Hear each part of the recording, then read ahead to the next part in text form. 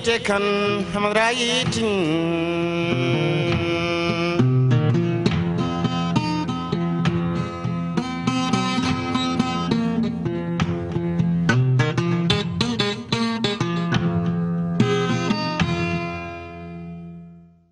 Bonjour à tous, bon dimanche, bienvenue dans ce nouveau numéro du Grand Jury d'RFM.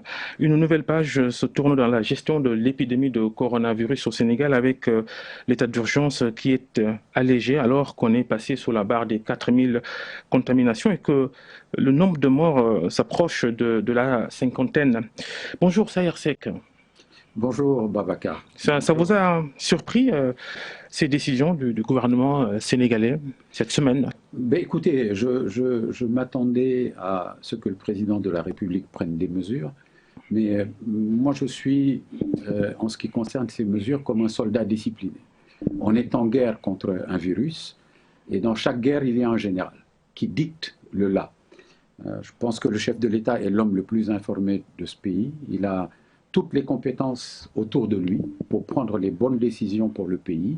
Et ce que j'attends, à la fois de moi-même, mais de tous les Sénégalais, c'est qu'on puisse être discipliné et que les différentes mesures qui sont prises soient effectivement appliquées. Alors, allègement donc des restrictions, mais pas de relâchement, préviennent les autorités sanitaires qui recommandent de toujours user des gestes barrières. Tout à fait.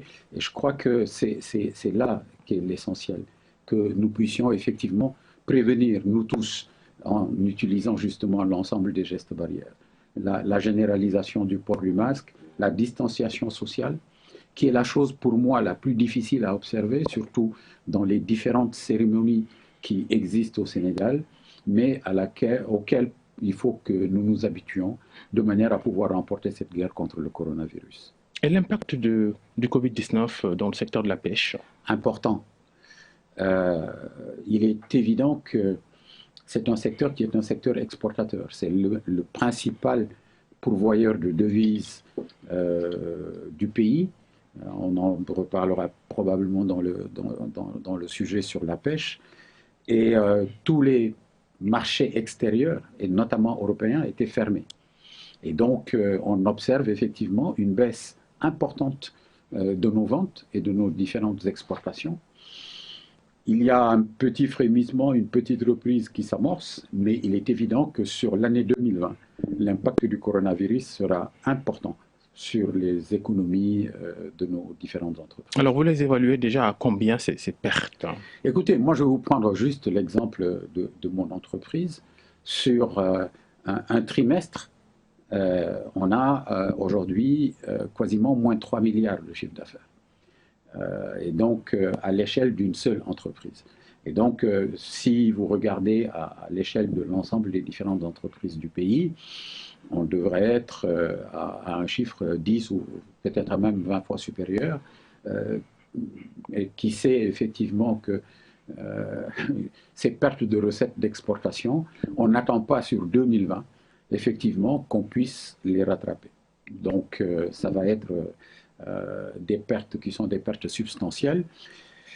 C'est la raison pour laquelle d'ailleurs je pense que l'essentiel au niveau du secteur de la pêche aurait été effectivement de voir ensemble comment éviter une cascade de faillites d'entreprises, ou en tout cas de récession, plutôt que d'être dans une polémique sur des licences de pêche. Bah justement, pendant ce temps, l'autre sujet qui agite la mer, c'est justement ces licences de pêche à des bateaux étrangers.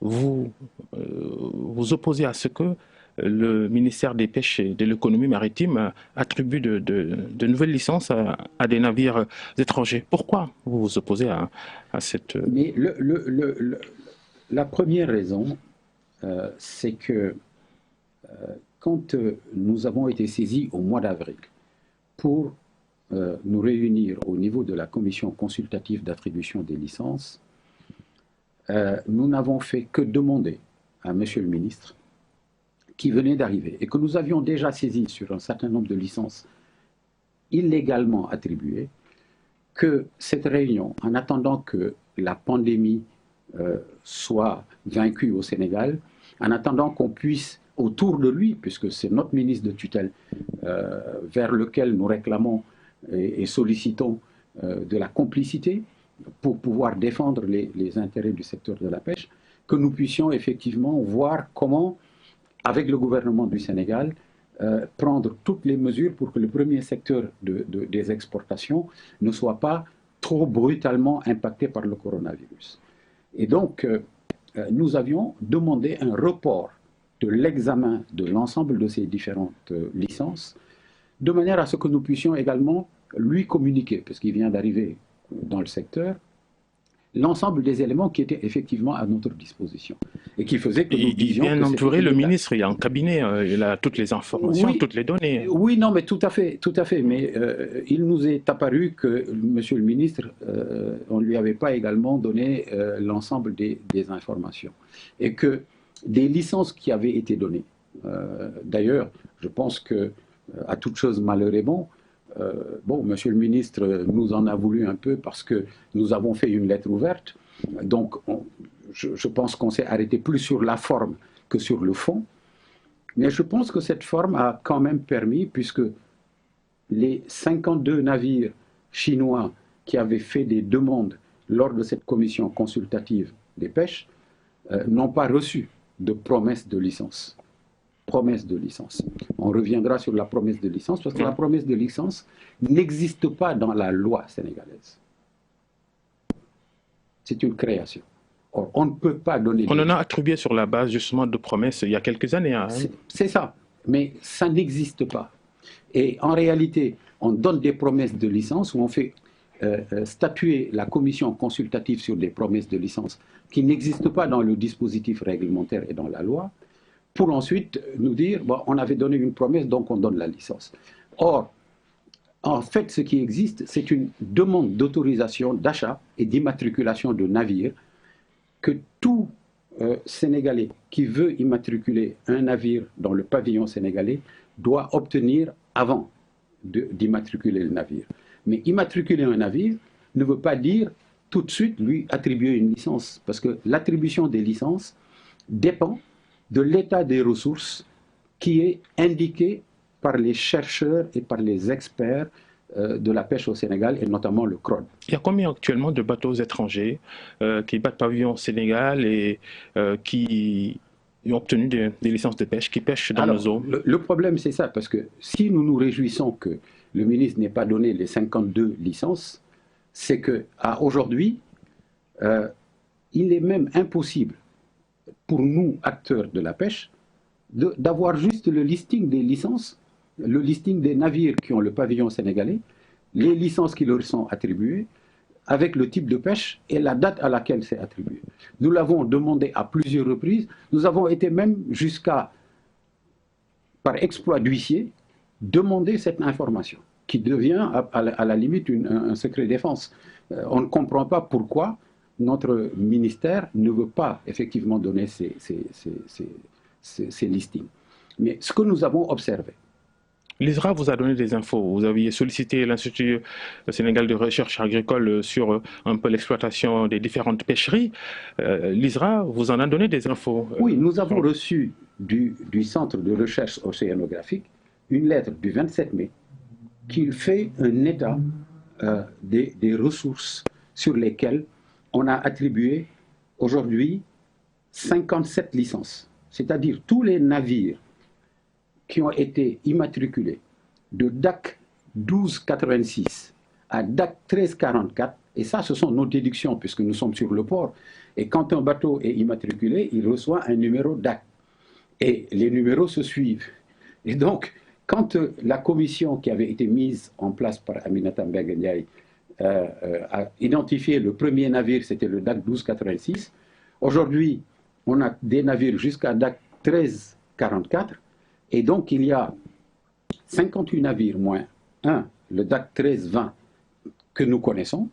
Tous ces autres navires sont des navires étrangers qui ont déjà été immatriculés, qui bénéficient de licences et qui pêchent aujourd'hui sur une pêcherie sur laquelle, le 27 mai, c'est extrêmement récent, le CROD a donné une évaluation état actuel des stocks halieutiques exploités dans la ZEE, Beaucoup de surexploitation.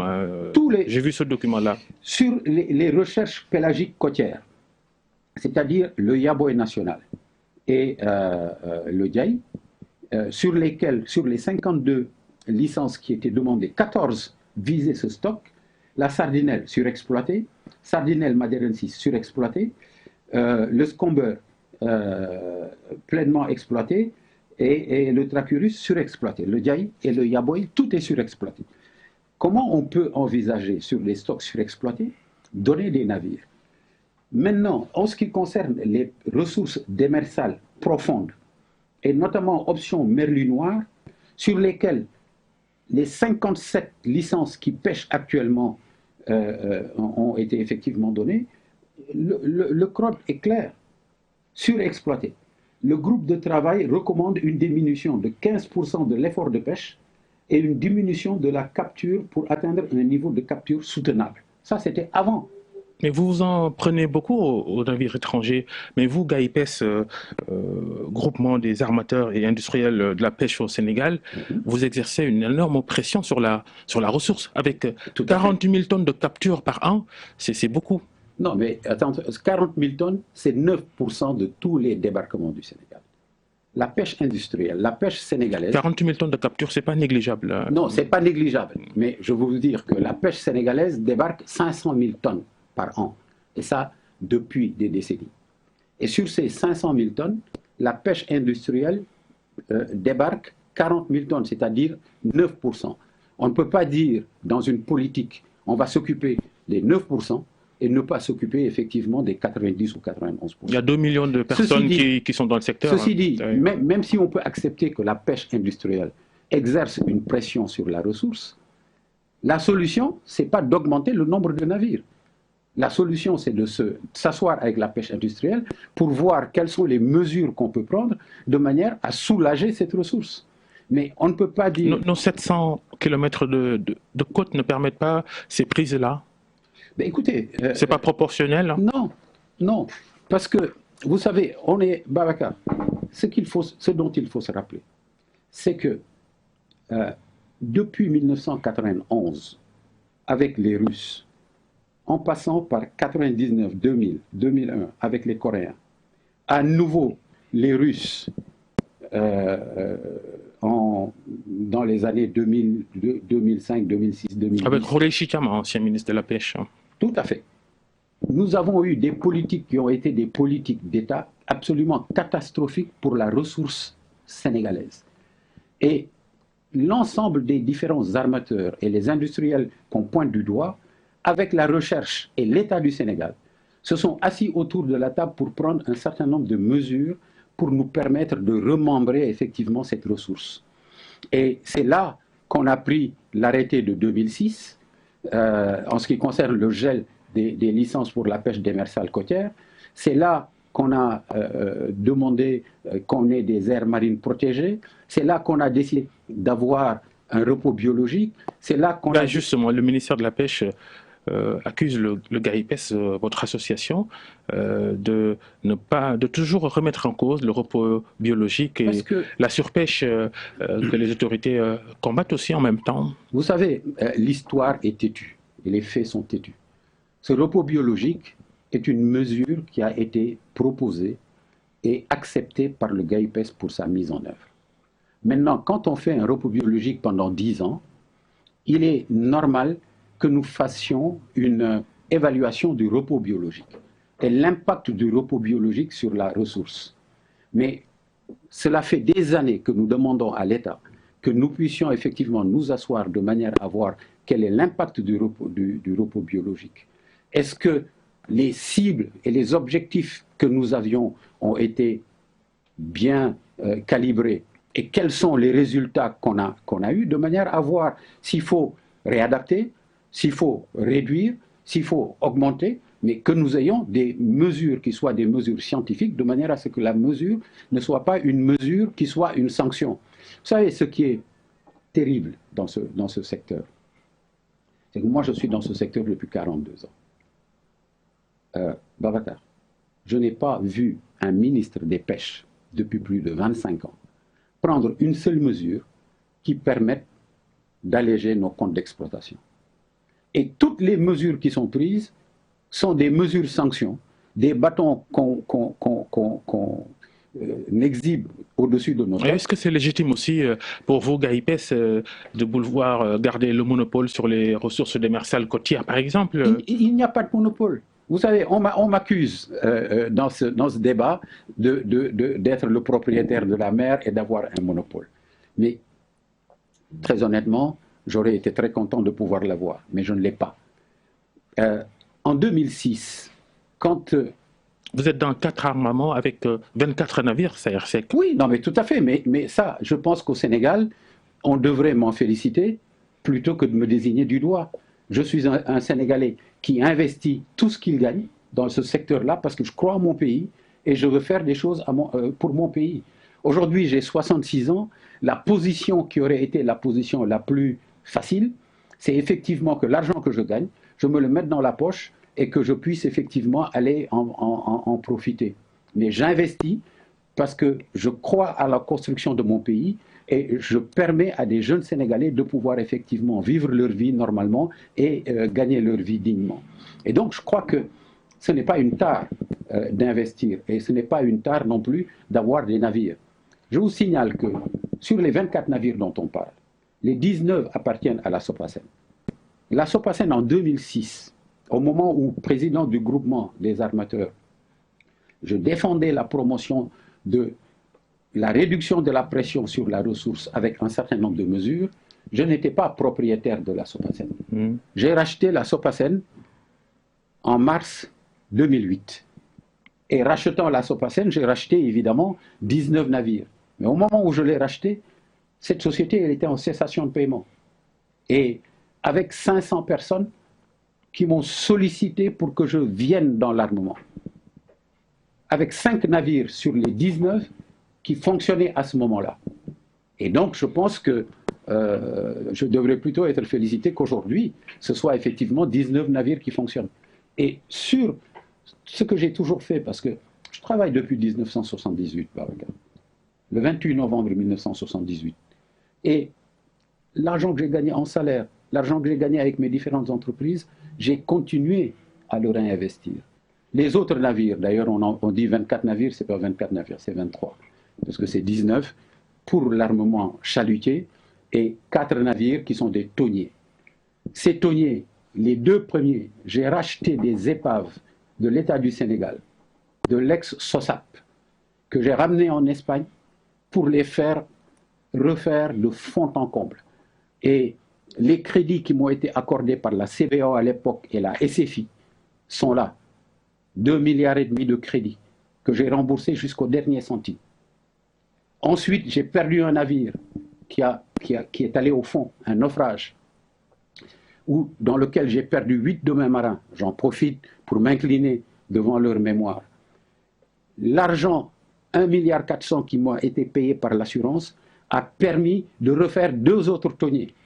Et c'est comme ça que j'ai évolué effectivement dans le secteur. Donc je n'ai aucune honte. Je n'ai pas très envie de parler de moi, mais ce débat a été un débat un peu personnalisé. Moi, je voudrais en profiter pour dire que je n'ai, à titre personnel, aucun problème avec M. le ministre Alioune Ndoye. Il a été nommé par le président de la République et il a tout le respect que nous lui devons en tant qu'institution de la République en charge des pêches maritimes et de l'économie maritime. Et nous lui souhaitons une longue carrière gouvernementale. Le problème n'est pas un problème individuel, le problème est un problème de système. Et le système que nous avons décrié est que, même si on dit nous avons un monopole, au moment où on disait en 2006, il faut réduire la pression, il y avait 150 navires. Le monopole sera difficile à nier. Sur les pêcheries côtières, non, depuis 15 ans, on n'existe pas. Sur les pêcheries côtières, depuis 15 ans, presque 15 ans, on n'avait pas attribué de licence. Vous avez eu le temps de... Parce qu'il y a un arrêté qui a été pris par SAERSEC. C'est le gouvernement de la République du Sénégal. Sur la base des informations qui sont données par la recherche, qui a décidé d'un gel en ce qui concerne cette pêcherie. Mais dans cette pêcherie, on dira SAERSEC a un monopole, Mais aujourd'hui, au moment où je vous parle, il y a 93 navires qui pêchent dans cette pêcherie, dont les 19 de Ça cette justifie largement la surpêche, parce que les sardinelles, les merlus, cette surexploitation aurait même provoqué, selon certains, provoque des pénuries souvent sur le marché sénégalais. Non, non, non, et on mélange tout. La pêche démersale côtière n'a rien à voir avec le merlu. Le merlu, c'est de la pêche démersale profonde. Et c'est d'ailleurs la raison pour laquelle nous disons non seulement les licences, les 57 licences qui ont été accordées de manière illégale, mais elles ont été accordées sur une ressource qui ne peut pas les supporter. Nous avons signé un accord de pêche avec l'Union européenne sur le merlu. Et vous savez combien d'autorisations de pêche on a donné à l'Union européenne? 2. Parce que la recherche a considéré que le merlu était surexploité et que le potentiel de prélèvement annuel était de 3000 tonnes. Et on a continué à donner à 57 autres navires, qui sont des navires en réalité chinois. Ces mêmes navires, vous les retrouverez en Gambie. Je vous donnerai la liste ici des 12 navires. Il y en a beaucoup en Guinée-Bissau aussi. Hein. En Guinée-Bissau aussi, vous les retrouvez. Et là-bas, ils sont gambiens, ils sont bissau-guinéens. Et demain, j'irai les chercher pour leur promettre une licence au Sénégal, ils seront sénégalais. Et donc, on donne à 57 navires une licence de pêche démersale profonde, option merlu, sur une espèce dont le potentiel de prélèvement est de 3000 tonnes, pour lesquels on donne 2 navires à l'Union européenne, et le prélèvement de l'Union européenne est plafonné à 1750 tonnes. Donc, ça, c'est ce qui est profond. Maintenant, la pêche démersale côtière est une pêche dans laquelle, je vous disais, avant la mesure, il y avait 157 navires. Et ce qui se passe... Tout ça, l'assaut du Yaboy. Hein. Non, non, non, ça c'est pas le yaboy. Le yaboy, c'est le petit pélagique côtier. Ça, c'est vraiment tout ce qui est sole, poulpe, sèche, calamar, crevettes, etc. Et donc, là-dessus, où le sèche, on a vu une surexploitation aussi oui, très décriée. Tout à fait, mais c'est la raison pour laquelle on avait pris ces mesures-là en 2006 pour permettre à cette ressource de pouvoir effectivement se régénérer. Cette ressource se régénère. À quoi on assiste? On assiste à l'arrivée de 57 nouveaux navires à qui on donne des licences pour le merlu, mais en réalité qui tapent sur les petits pélagiques côtiers, parce qu'on voit ce qu'ils débarquent effectivement à Abidjan, qu'ils pêchent tout sauf du merlu. Et ça, c'est au vu et au su de tout le monde. Parce que quand un navire dit « je pêche du merlu », le merlu se pêche à des profondeurs entre 600 et 2000 mètres. À 600 et 2000 mètres, on ne trouve pas de petit pélagique. Le petit pélagique est le poisson de surface qui se pêche entre 0 et 10 mètres. Et le démersal côtier, c'est jusqu'à 80 mètres. Donc, ces bateaux débarquent du petit pélagique côtier et de la démersale côtière. Et donc, pêchent en dehors de l'autorisation qui leur est donnée. Et donc, c'est la raison pour laquelle on dit, mais on ne peut pas avoir fait des efforts pendant plus d'une décennie pour venir distribuer, notamment à des étrangers, qui pêchaient dans la sous-région, qui débarquaient au Sénégal, qui changeaient les cartons et qui mettaient le poisson sous origine Sénégal pour le réexporter, ce qui a valu effectivement au Sénégal les foudres de la Côte d'Ivoire, qui a mis une taxe sur le produit sénégalais et qui a fait que pendant 4 mois ou 5 mois, le Sénégal n'a pas pu exporter de poisson à Abidjan. Ces bateaux, aujourd'hui, sont faussement sénégalisés de manière à pouvoir obtenir cette origine, mais pêchent tout sauf du merlu et ont obtenu leur licence de manière illégale parce que ces licences-là avaient été données sur une option qui n'existe pas dans la loi du Sénégal.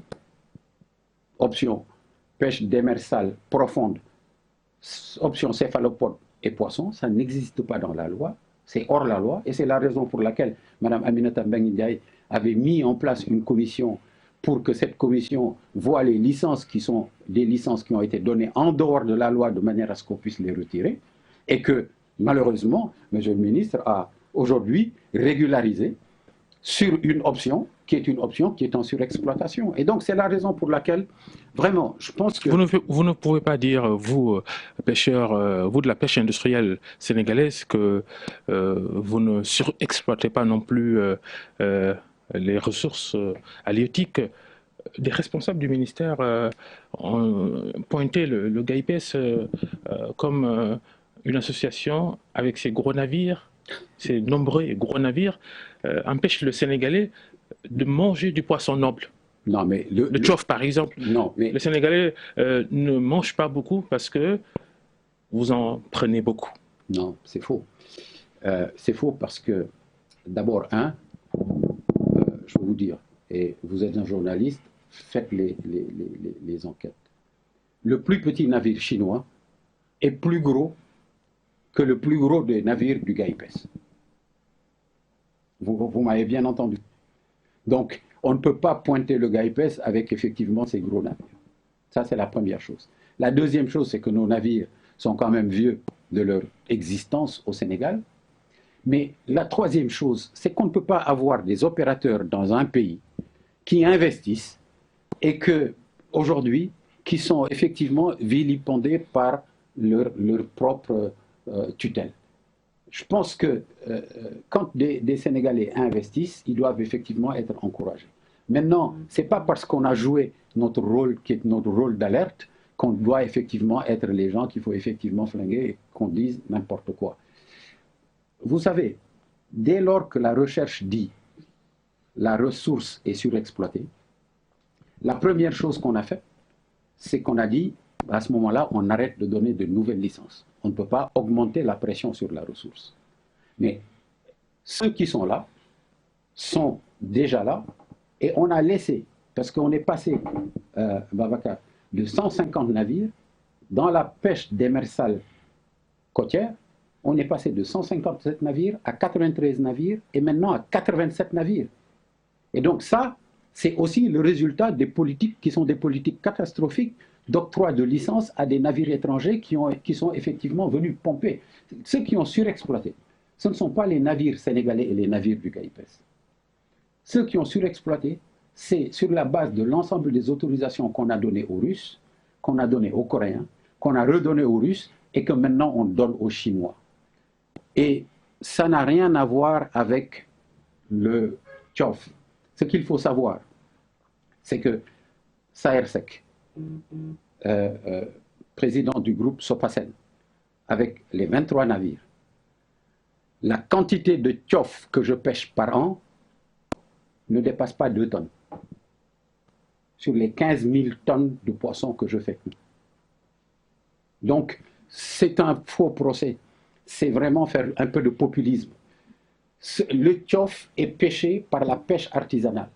Et dire qu'on ne l'exporte pas, c'est priver la pêche artisanale de revenus parce que l'exportation permet effectivement aux pêcheurs artisans de vendre son tchof et le fruit de ses efforts avec des revenus qui sont des revenus suffisants.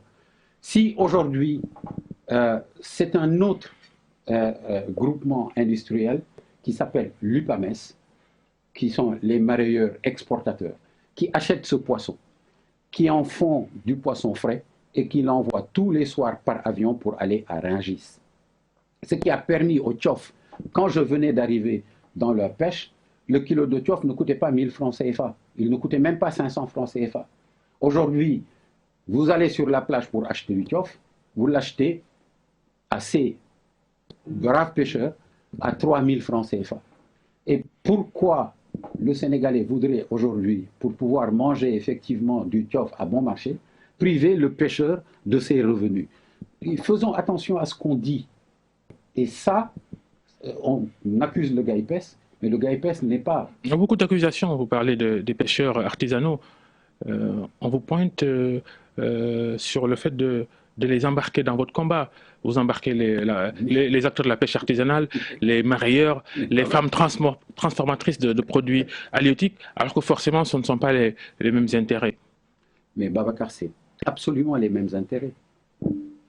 Vous croyez que les 57 navires qui sont dans la pêcherie pêchent du merlu? Demandez-leur qui vous ouvre à leur débarquement les cartons et vous verrez qu'ils pêchent ce que la pêche artisanale doit pêcher. Quand ils exportent à Abidjan des centaines de milliers de tonnes, est-ce que c'est du merlu? Ce n'est pas du merlu qu'on exporte à Abidjan. C'est du petit pélagique côtier. C'est le yaboy, c'est le diaï. C'est ça que les gens pêchent. Mais vraiment, Babacar. Est-ce qu'on peut empêcher l'État sénégalais de diversifier ses ressources financières via l'exploitation de nos ressources halieutiques, donner des licences pour un État pour gagner de l'argent? Est-ce qu'il faut... Mais l'État ne gagne pas d'argent justement avec ce système. Permettez-moi de répondre en ce qui concerne le fait que nous embarquions la pêche artisanale. C'est vraiment faire très peu cas de la pêche artisanale et de la responsabilité des acteurs de la pêche artisanale que de penser que le GAIPES peut venir les traîner dans un combat qui n'est pas le leur.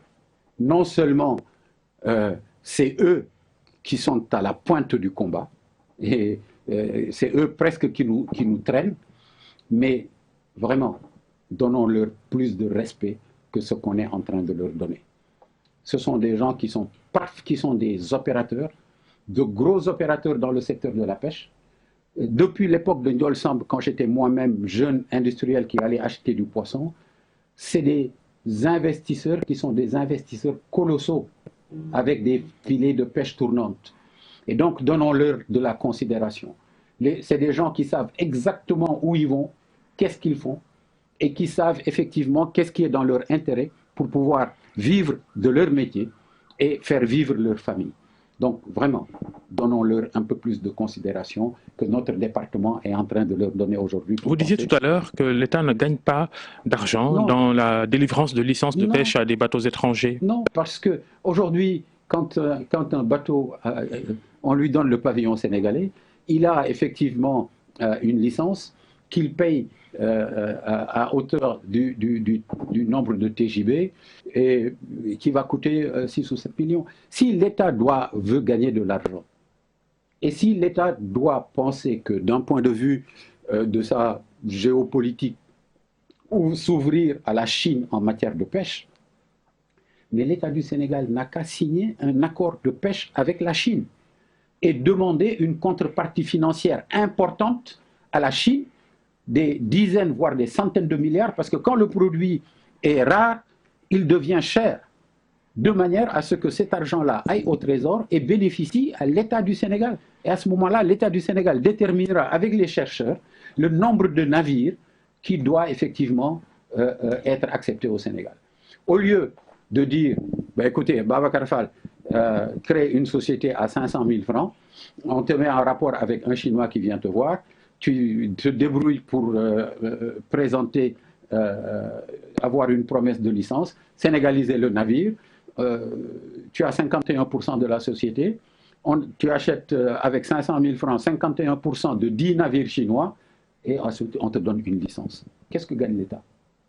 C'est des deals. Et Babacar, très honnêtement, si nous ne pensions qu'à de l'argent. Il se dit aussi que parmi le bataillon de navires étrangers, il y en a qui sont des navires GAIPES aussi. Non, non, ça, vous savez, comme on dit, qui veut noyer son chien l'accuse de rage. Mais ce que je voulais vous dire, c'est que si nous n'étions mus que par l'argent, on a suffisamment de crédibilité pour faire venir ici 100 bateaux. Mais on ne mange pas de ce pain-là. En tout cas, moi, je me refuse effectivement de manger de ce pain-là et d'être parmi ceux qui demain, parce que aujourd'hui, je vous l'ai dit, moi j'ai 66 ans, comme on dit en Wolof, son Bamel la Diakarlol. Donc, très honnêtement, je ne suis pas pour l'argent. J'ai suffisamment de connaissances et de crédibilité dans le secteur où je suis depuis 42 ans. Personne ne m'a jamais vu dans des deals qui sont des deals foireux. Et je me le refuse. Mais demain, ce que les gens font, mais je suis plus à même de le faire. Et les autres armateurs aussi dans ce secteur. Le Sénégal a fait des efforts, a investi des milliards pour mettre en place une industrie de la pêche et une chaîne de froid, avec des fils du Sénégal qui sont des armateurs. Mais si même par extraordinaire, le CROD avait dit « ça, c'est pas surexploité », et qu'il y a encore des prélèvements. Mais je pense que la meilleure des politiques, si l'État du Sénégal ne décide pas de signer un accord de pêche, qu'on appelle les armateurs sénégalais pour leur dire, écoutez, il y a là un potentiel sur lequel il faut effectivement investir. Et si on est carent, à ce moment-là, on peut faire appel à des étrangers. Combien apportez-vous à l'État sénégalais en termes de rentrée de devises avec vos activités?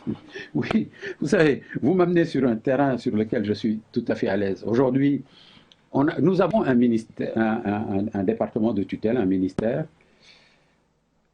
qui a attaqué frontalement ses administrés, les gens qui sont sous sa tutelle. Or, on est quand même le bras armé de l'exécution de la politique du ministère.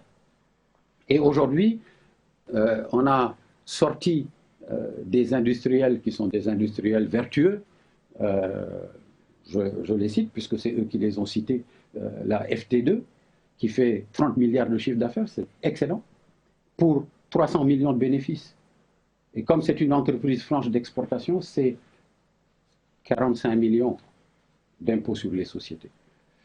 Écoutez, moi je vais vous donner, juste pour le groupe Sopasen, sur les 5 dernières années. Votre groupe? Mon groupe. Sur les 5 dernières années, nous avons fait 86 milliards de chiffre d'affaires.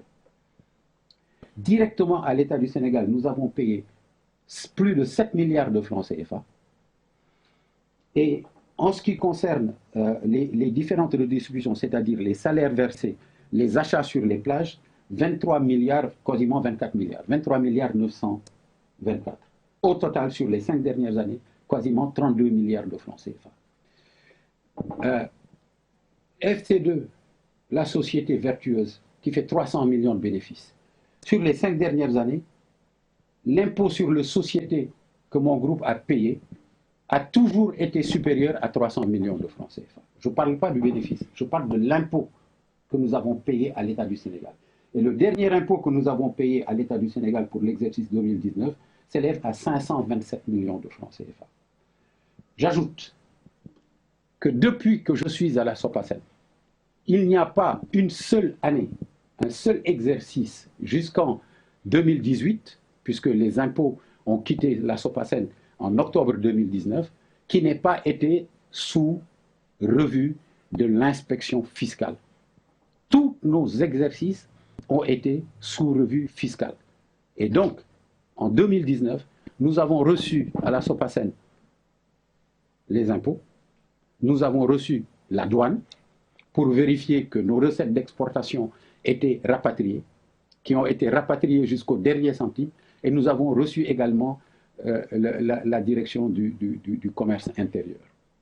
Et donc, vous savez, on connaît le système. Quand on joue son rôle d'alerte, il faut effectivement aussi être vertueux. Et moi, mon leitmotiv est clair. Tout ce qui est code du travail, code des impôts, code de la pêche, marine marchande, des douanes, respect total. Est-ce que tous les armateurs de votre organisation respectent toutes les réglementations? Mais toutes les réglementations, effectivement, ils essaient de les respecter et payent effectivement les impôts. Mais j'aimerais que, aujourd'hui, quand on me dit on a une société qui fait 30 milliards de francs CFA et qui fait 300 millions de bénéfices, ça veut dire 1% de bénéfices, 1%. Sopasen, cette année, on a fait 15 milliards de chiffre d'affaires pour à peu près 3 milliards de bénéfices.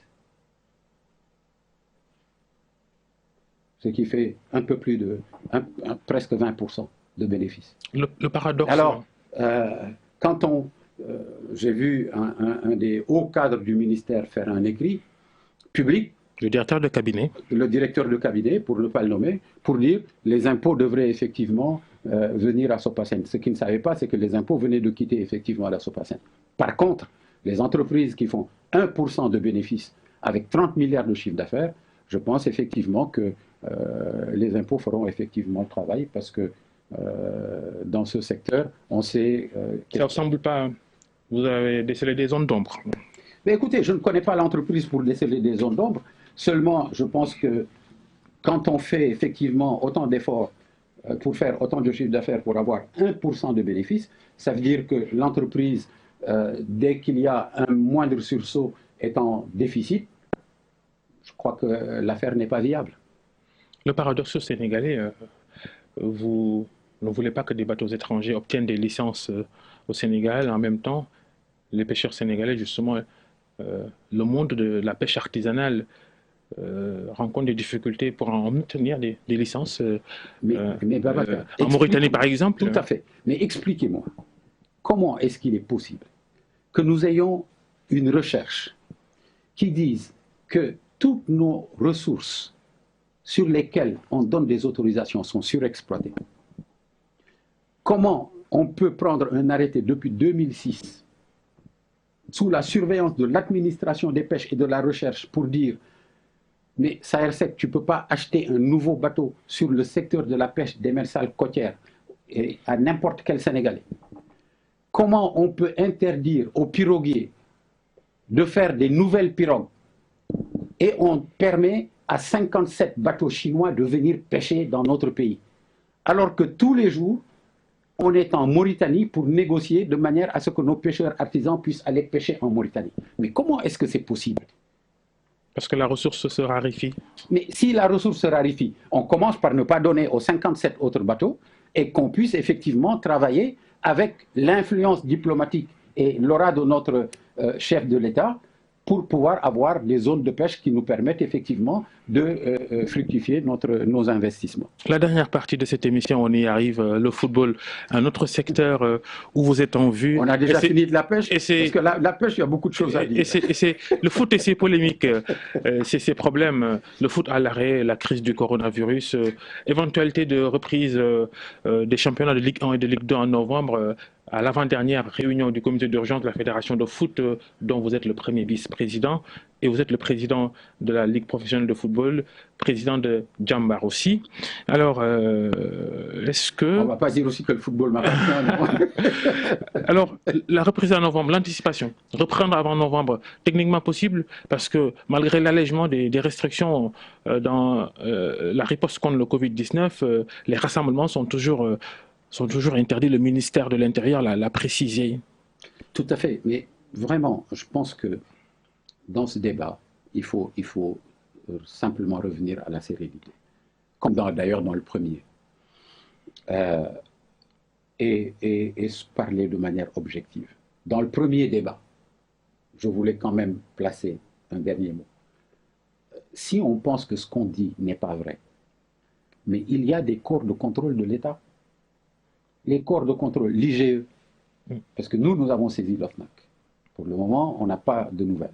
Mais nous avons saisi l'OFNAC en 2019, en septembre 2019. Mais l'IGE peut venir... De quelle saisine, de quelle plainte s'agit-il auprès de l'OFNAC dans le secteur de la pêche? Pour les licences illégales qui ont été données en dehors des dispositions de la loi. Les options de pêche sur lesquels on a attribué les licences n'existent dans aucun texte du Sénégal. Vous indexez qui? Omar Gueye, le prédécesseur d'Aliou Ndoye? À l'époque, c'est M. Omar Gueye qui les a donnés, et donc nous, on indexe le ministère. Le problème pour nous n'est pas un problème de personne. Nous, c'est un problème d'administration des pêches. C'est l'administration des pêches qui donne les licences. Les licences ont été données sur une option qui n'existe pas dans la loi, mais je pense que on ne peut pas se fonder sur sa propre turpitude pour fonder effectivement un droit qu'on régularise. Et donc, je pense que l'inspection générale d'État, et si ce qu'on dit n'est pas vrai, quand vous achetez 10 bateaux, on m'a fait querelle pour savoir si les bateaux coûtent 5 milliards, essayez de faire un devis sur un chantier, même chinois, d'un bateau de cette taille et pour cette option de pêche. Le bateau ne coûtera pas moins de 5 milliards de francs CFA. Quand vous en achetez 10, que vous estimez en être le propriétaire majoritaire, mais, Babacar, vous devez payer, non? À ce moment-là, l'IGE peut voir si effectivement, le gars qui a créé une société, l'opérateur qui a créé une société à 500 000 francs, a les moyens effectivement de payer. Est-ce qu'il a payé? Parce que ça fait 1 an qu'il exerce. Est-ce qu'il a payé? où sont les preuves bancaires, etc. etc. Ce n'est pas à moi de le faire, mais l'IGE peut le faire pour voir qui est un prête-nom et un prête-nationalité et qui ne l'est pas. Et je pense que vraiment, nous appelons à ce que l'IGE vienne et regarde, y compris chez nous, ce qui est en train d'être fait. Le foot. Le foot. Je voudrais qu'on revienne à un peu plus de sérénité. Vous savez, j'ai dit à l'entame de notre entretien que nous sommes dans une guerre contre un virus. Et le football ne vaut pas qu'il y ait un seul malade. Le football a très tôt dit, on s'en remet aux décisions qui sont prises par les autorités étatiques et sanitaires. Et aujourd'hui, le seul indicateur que nous ayons eu en ce qui concerne les dates, c'est l'adresse de son Excellence, Monsieur le Président de la République, qui a parlé effectivement du mois de septembre. Les calculs sont simples en matière de football. Quand on finit en septembre, alors qu'on s'est arrêté depuis le 14 mars, ça fait quasiment 6 mois d'arrêt. On ne peut pas demander aux joueurs de reprendre un championnat sans avoir une préparation foncière qui est de 6 semaines. Reprenons le 1er octobre, 6 semaines, ça nous amène au 15 novembre. Il reste pour le championnat professionnel 13 journées à jouer et pour le championnat amateur 14, c'est-à-dire ils ont joué 8 sur 22. On a abandonné ce schéma-là, on est en play-off, play-down. Non, mais tout à fait. Je veux vous expliquer pourquoi on est arrivé au play-off, play-down. Mais même si on comprime, et au lieu de prendre 13 semaines, on prend 10 semaines pour pouvoir jouer ces compétitions, on est fin janvier. Vous faites un arrêt de 4 semaines, 2 semaines de repos pour les joueurs, 2 semaines de reprise, on démarrerait le 1er mars. On est dans une année 2021 de Coupe d'Afrique qui ne se jouera pas, probablement pas en février et janvier, mais plutôt en juin et juillet. Mais comment entre mars et juin on peut refaire un deuxième championnat? Et c'est la raison pour laquelle, devant cette difficulté, on a réfléchi de manière à imaginer une solution qui nous permette que le terrain soit celui qui dicte qui est champion, qui n'est pas champion, qui doit descendre, qui ne doit pas descendre. Au lieu que ce soit des décisions administratives où des gens s'enferment dans un bureau pour décider de qui sera champion et qui va descendre et qui ne va pas descendre. Parce qu'il n'y a pas de solution juste. Si en Ligue 1, Teungueth est largement devant, avec 12 points d'avance, avec son poursuivant, une phase absolument exceptionnelle, vous prenez la Ligue 2, entre le premier et le deuxième, il y a 6 points, entre le deuxième et le huitième, il y a 5 points, entre le deuxième et le troisième, ils sont ex-aequo, le deuxième a quelques buts de plus que le troisième, et le quatrième et le cinquième sont à 1 point du deuxième. Mais vous allez en national, vous avez une poule où, entre le premier et le dernier, il y a 6 points.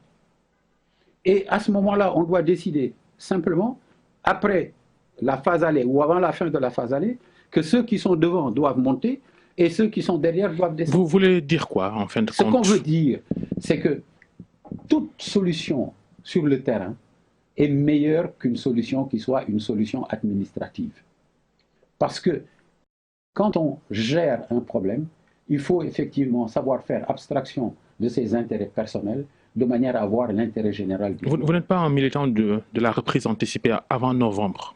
Mais écoutez, si on peut, oui, pourquoi pas.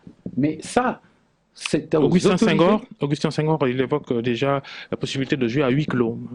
Tout à fait. Mais même si on doit jouer à huis clos, il faut que le terrain soit celui qui arbitre. Acte football, terrain. Et ce qu'on a dit, c'est que ce sont les autorités qui nous dictent le là. Si les autorités nous disent qu'avant septembre, par exemple à fin août, on peut effectivement commencer, même si c'est à huis clos, à ce moment-là, on gagne 4 semaines. Et à ce moment-là, au lieu d'aller en play-off, ces 4 semaines nous permettent effectivement de jouer la totalité. De terminer le championnat. De dérouler le championnat. Avec le schéma classique. C'est ça. Ouais. Retour. Jouer tous les matchs retour. La Ligue Pro que vous dirigez, ces problèmes financiers, oui, c'est la fédération qui finance le championnat à 100%. Écoutez, ça fait plus de 3 ans qu'on est dans des difficultés financières. Le fiasco de la professionnalisation du football, on peut dire. Mais écoutez, appelez-le comme ça si vous le voulez. Le football professionnel est un pari tenté par des hommes qui ont été des hommes audacieux, qui ont effectivement mis de leur argent et de leur énergie pour faire naître un football professionnel au Sénégal. Je pense que, comme tout à l'heure dans la pêche, ces hommes ne méritent pas d'être pointés du doigt, mais méritent d'être encouragés et soutenus. L'affaire Star Times, le sponsor chinois, décidément, vous avez beaucoup d'histoires. Justement, vous empêchez les bateaux chinois d'obtenir des licences de pêche, mais vous avez un sponsor chinois, oui, opérateur de télévision, tout à fait. Mais qui malheureusement ne peut pas... Mais c'est la raison pour laquelle personne ne peut me soupçonner de stigmatiser une nation. Dans la pêche, il y a une dame qui est chinoise qui s'appelle Madame Li, qui est là-bas à Diamniadio, qui a investi, qui emploie des centaines de Sénégalais. Mais vous nous avez entendu dire quelque chose? Jamais. Si j'avais quelque chose contre la Chine, je ne serais pas aujourd'hui en train effectivement de parler effectivement de Star Times. Mais cette affaire de Star Times et les difficultés récurrentes du football professionnel au Sénégal me donne, avec votre permission, la tribune vraiment d'appeler Monsieur le Président de la République. Je pense qu'il faut qu'il me reçoive. Vous avez déjà reçu avant la présidentielle? Oui, tout à fait. Tout à fait. Et je pense qu'il y avait, il y a d'ailleurs certainement toujours une volonté, un souhait de soutenir ce secteur, qui est un secteur d'emploi des jeunes. Ce n'est plus du loisir. Vous savez, dans le football, il faut qu'au Sénégal... À la Ligue, vous tournez en rond côté financier. Oui. Vous mettez personnellement de l'argent pour que les choses fonctionnent. Après, quand il y a des rentrées, vous récupérez votre argent. Ah ben, écoutez, c'est normal. Je veux dire, je n'offre pas de l'argent. Je suis une solution, j'apporte des solutions. Mais les solutions, je les apporte de manière transitoire, de manière à ce qu'on puisse avoir la capacité de supporter et de passer du temps qui nous permettent de travailler pour avoir des solutions à des clubs pérennes. La Ligue doit de l'argent à des clubs qui ont gagné des titres. Génération Foot, Jaraaf... Oui, mais ça, la fédération s'est engagée effectivement à payer, et je pense que d'ici la fin de l'année, ce sera payé. Mais le problème, il n'est pas là. Le problème, il est qu'aujourd'hui, on a la possibilité d'avoir aujourd'hui quelqu'un en ce qui concerne les droits de télévision. Nous avons des emplois, près de 2000 emplois de jeunes Sénégalais. Ils sont patients, ces Chinois, ils ne vont pas partir puisque... Écoutez, pour le moment, ils sont encore ici et en souhait de pouvoir effectivement commencer ce partenariat avec la Ligue sénégalaise de football professionnel. Et c'est la raison pour laquelle je pense que le président de la République, qui a honnêtement, je suis même un peu gêné d'en parler en ces temps de Covid, ou en ces temps où effectivement on soutient des familles sénégalaises qui ont des problèmes, mais dans ces familles sénégalaises qui ont des problèmes, les familles des footballeurs qui sont dans nos clubs en font partie, parce que ces jeunes sont des pères de famille, sont également des soutiens de famille.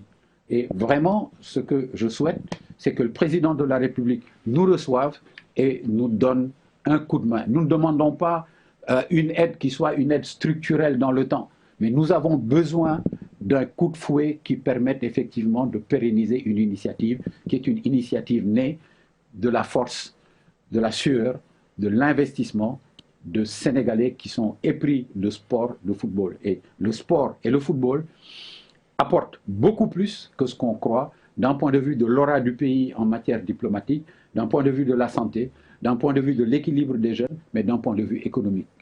Babacar, le ballon de football, ça fait longtemps qu'il a mué d'objet de loisir, d'objet de communion, en un objet de promotion socio-économique. Et ça, il faut qu'on se le tienne pour dit au Sénégal et qu'on sache qu'il y a un secteur industriel là qui est digne d'être soutenu parce qu'il peut demain apporter beaucoup à notre pays. Merci Saher Seck d'être passé devant le grand jury d'RFM. Vous êtes le président de la Ligue professionnelle de football du Sénégal, également président du GAIPES, le groupement des armateurs et industriels de la pêche au Sénégal, secteur dont nous avons beaucoup parlé dans cette émission. Merci à tous, restez avec nous, bonne fin de semaine. Merci, à dimanche pour un autre numéro du grand jury sur Radio Futur Média.